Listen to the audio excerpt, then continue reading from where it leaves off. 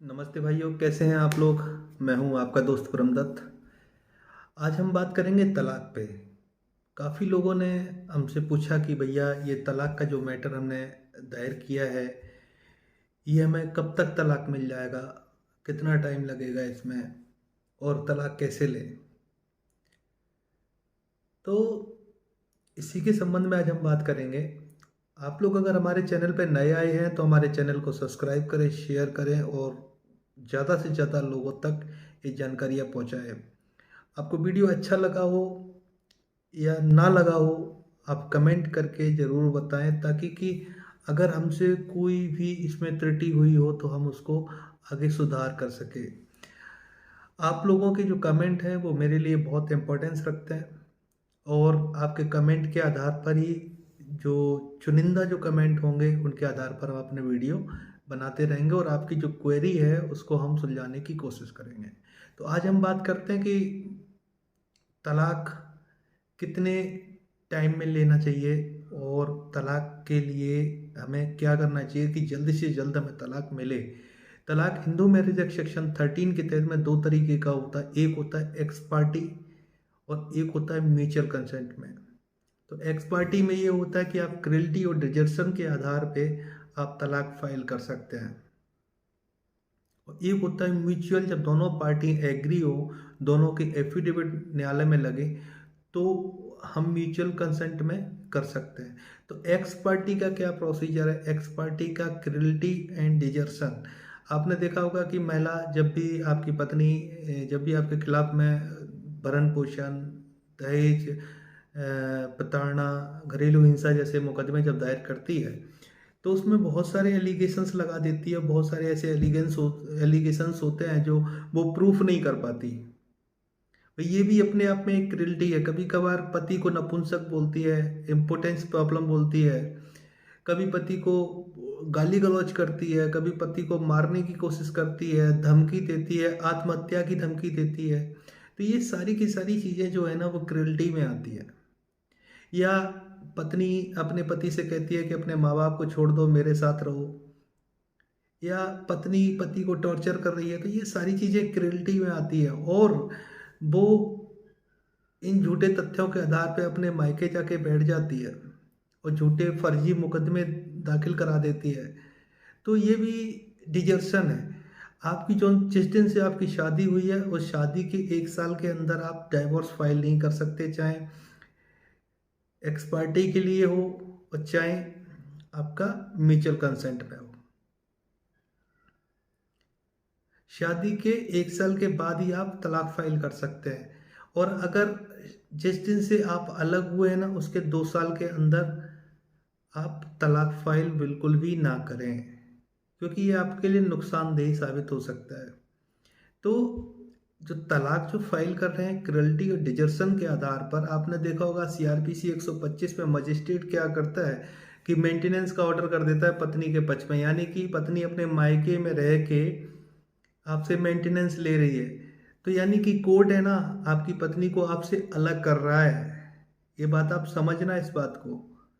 तो ये बहुत बड़ा ग्राउंड बन जाता है तलाक के लिए। अगर सही पूछा जाए तो ये तलाक के लिए बहुत बड़ा ग्राउंड बन जाता है, क्योंकि उस 125 के आदेश में ये सारी चीज़ें जो वो कहती है, वो उसमें आदेश में लिखा जाता है कि साक्ष्य प्रस्तुत किए गए, साक्ष्य एफिडेविट दिया गया, इसको सत्य माना जाता है, इसको फलाना ढिकाना, इस तरीके की बातें लिखी जाती हैं। दैट मीन्स कि उसने जो क्रियल्टी जो शो की थी पति के विरुद्ध में, वो उसने सही साबित की है। इसलिए वो मायके में रह रही है और इसलिए उसको भरण पोषण पाने का पूरा अधिकार है। दैट मीन्स कि कोर्ट जो है ना अपने आदेश के मार्फत है ना वो पति से पत्नी को अलग कर रहा है। यानी दाम्पत्य जीवन का निर्वहन ना करने के लिए वो बॉन्ड कर रहा है। यानी कि आपकी पत्नी का डिजर्शन कर रहा है। इसके ग्राउंड के आधार पर तरीके से हम डाइवोर्स का केस फाइल कर सकते हैं, डिजर्शन के आधार पर।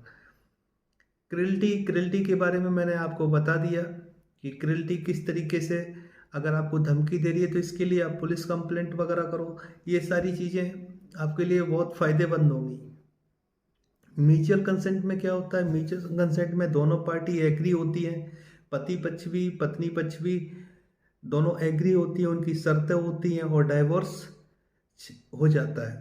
लेकिन म्यूचुअल कंसेंट में डाइवोर्स की जो पहली तारीख है वो Hindu marriage act section 13B के तहत में कुछ कंडीशंस दी गई हैं कि किस कंडीशंस के आधार पे हमें तलाक मिलेगा और कितने दिन में मिलेगा। तो 6 महीने में पहली डेट लगती है, तो होपलेस होने की ज़रूरत नहीं। और इसमें से अगर म्यूचुअल कंसेंट में यदि कोई भी तलाक का केस फाइल किया जा रहा है तो उन दोनों में से कोई भी एक पार्टी अपनी मर्जी से विड्रॉल नहीं कर सकती है।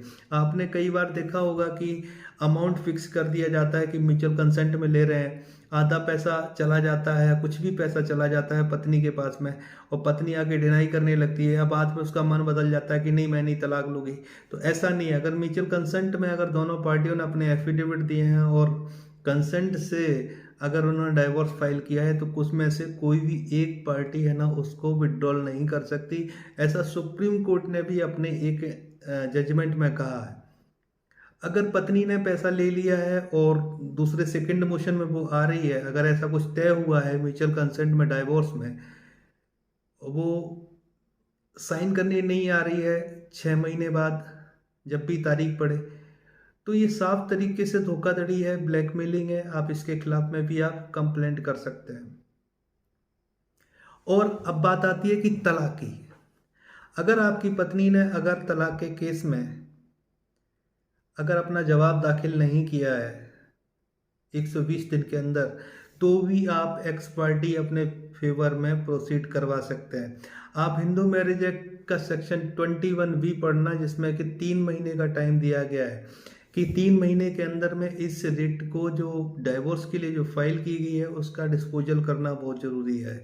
तो डे टू डे सुनवाई होगी, मजिस्ट्रेट की जिम्मेदारी बनती है। आपने देखा होगा कि डाइवोर्स के जो मामले हैं वो सालों साल तक लंबे चलते हैं, इसलिए ये टाइम बाउंड किया गया कि 3 महीने के अंदर इसकी सुनवाई करो।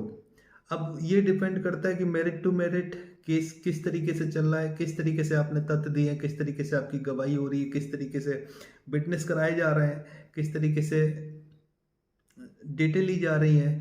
तो ये डिपेंड करता है कि आपके पक्ष के ऊपर। तो ऐसी ही जानकारी अगर आपको चाहिए तो आप लोग हमसे संपर्क भी कर सकते हैं। हमारा मोबाइल नंबर नीचे डिस्प्ले हो रहा है।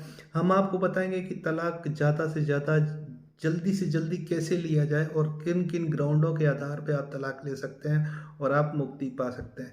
लेकिन मुक्ति पूरी तरीके से नहीं मिलेगी। मैंने अपने पिछले वीडियो में बताया, मुक्ति नहीं, केवल जो तलाक नाम की जो चीज़ है ना, एक मीठे लड्डू की तरह ही केवल दिखाया जाता है, लेकिन ये जहर भरा होता है, क्योंकि आप तलाक लेने से पूरी तरीके से मुक्ति नहीं पा गए हैं।